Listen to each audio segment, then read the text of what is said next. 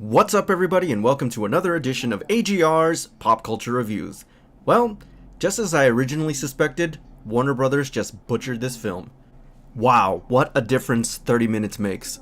So in the time that it takes you to finish an episode of your favorite sitcom, Batman vs Superman: Dawn of Justice went from an okay film to a really great movie.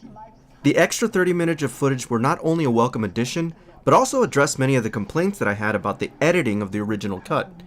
You can see that director Zack Snyder has, or rather had, a wonderful vision of what this movie was supposed to be. What's also plainly obvious is how much of this film was butchered for the purposes of its theatrical release, much to the detriment of the original vision. In my opinion, essentially Warner Brothers torpedoed their own film in what could have been a much more favorable critical success. So you may be asking yourself, why? Why the hell would they do this? Well, two main reasons. First, American audiences have the attention span of a newt, and they really have an inability to sit through a 3-hour movie. And second had to do with the corporate bottom line. Warner Brothers knows that they will make a much greater profit on their investment if they cut the movie to a certain runtime. A shorter runtime means more showtimes. More showtimes means more asses in the seat. More asses in the seat means more money. Got it? Good. Right. But here's the deal, mate. These weren't just deleted scenes, right? These were some pretty fucking critical bits of information they left out. I'll give you some examples. Without spoilers, of course, because you really have to watch this to see what I'm talking about.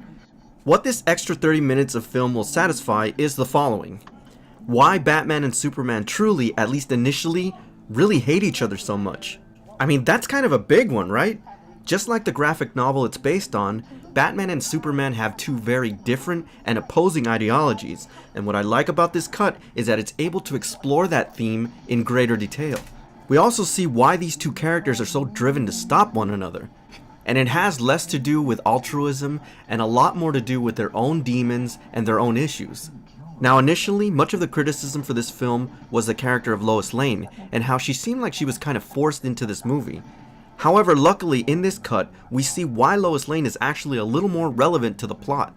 But I'm not gonna lie to you, the fact that Superman has to keep rescuing Lois Lane is really freaking annoying. And yes, those plot holes are still in the movie. We also see just how much more conniving and dangerous Lex Jr. was in the film, and most importantly, why the hell he's doing what he's doing. What I like about his motivations is they allude to it without throwing it in your face and making it so obvious, but you know what, let me tell you, that's a big one. And it fits very perfectly with the overall theme of this film, even if Lex's character is a little bit misguided. Holly Hunter is always great, and her depiction of Senator Finch in the theatrical release was also very fantastic. Likewise, in this cut, they're able to flush out her character a little more, and you understand some of her motivations and why she doesn't want to help Lex out. It also makes it more impactful when you see what her ultimate fate is. We had heard for months that Jenna Malone was supposed to be in the final cut of this movie.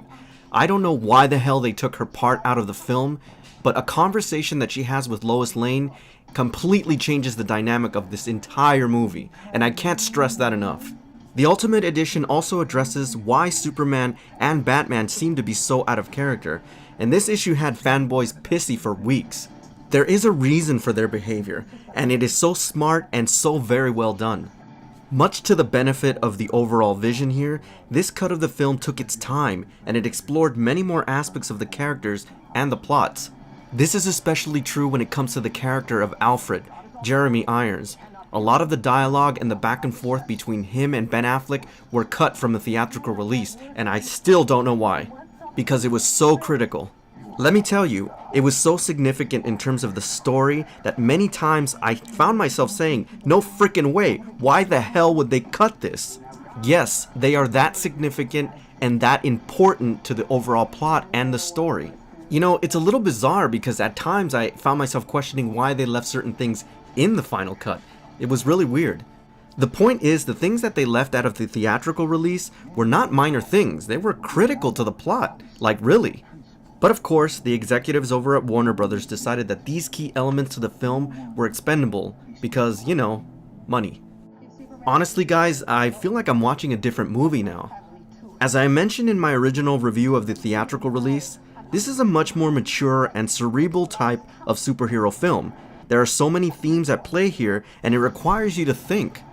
I knew then that underneath the clearly chopped cut of the theatrical release, there was a much more substantial and profound film.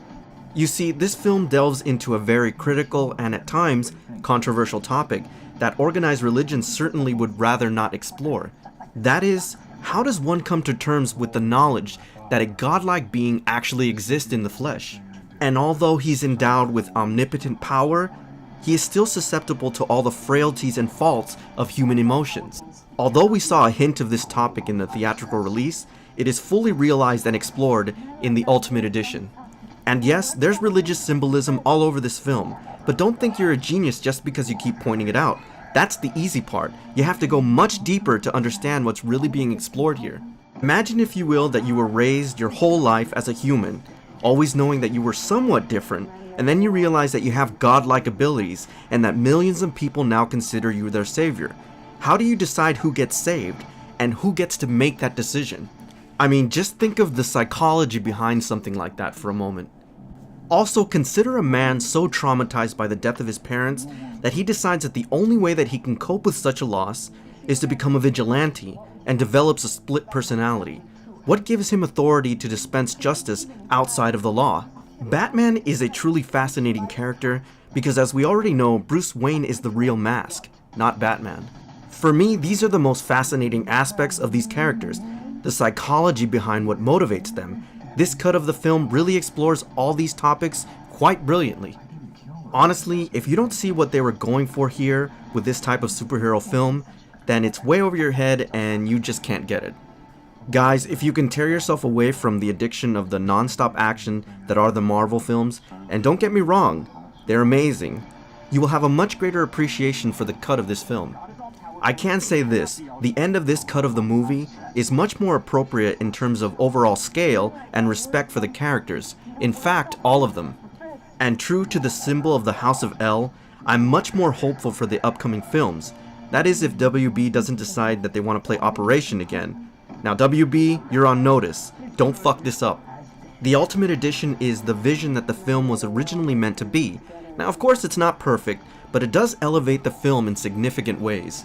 Now, I don't want to keep giving Warner Brothers shit because I understand that movie making is a business, but shame on you for butchering this film for the bottom dollar. So guys, if you haven't already done so, please watch this version. I guarantee you it'll be a different experience. Alright everybody, so that's my official review on Batman vs Superman Dawn of Justice Ultimate Edition. As always, I thank you for tuning in, and I'll see you on the next AGR's Pop Culture Reviews.